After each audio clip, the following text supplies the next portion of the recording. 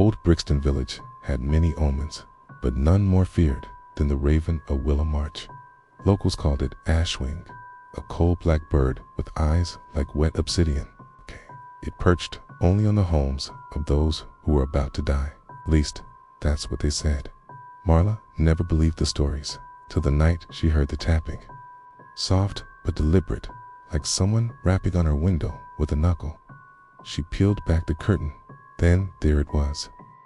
A raven, larger than any she'd ever seen, feathers shimmering with an oil-slick sheen. It stared directly at her, unblinking. Marla whispered, "Shoo."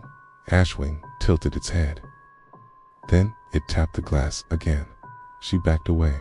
Her heart thudded in her chest. It was just a bird, just a superstition.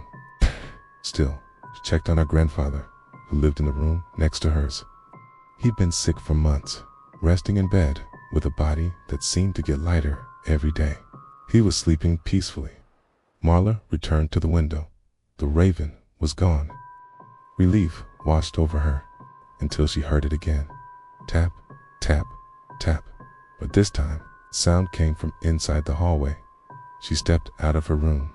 X sat perched on the railing upstairs, staring down at her with those black, ancient eyes. Spread its wings, but made no sound, no caw, no flutter, just the whisper of feathers brushing the air. Slowly, the raven turned its head toward her grandfather's door. "No," Marla whispered. "Not tonight, please." The bird hopped once. She ran into her grandfather's room. He wasn't breathing. Tears filled her eyes as she sat beside him, holding his still hand. Behind her, in the doorway, she heard the faintest rustle. Ashwing stood there, wings tucked neatly, watching with solemn patience. Not triumphant, not cruel, just knowing. Marla whispered, Why him?"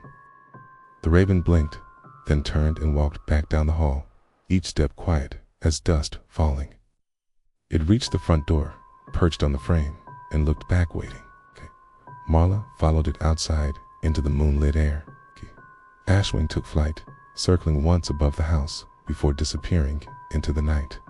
The next morning, the neighbors found Marla on the porch, wrapped in a blanket, eyes red but steady. "He didn't die alone," she said softly. "The raven came to warn me." From that day forward, whenever a soft tapping echoed through Brixton village, the townsfolk didn't hide, 'cause Ashwing didn't bring death. It brought a chance to say goodbye.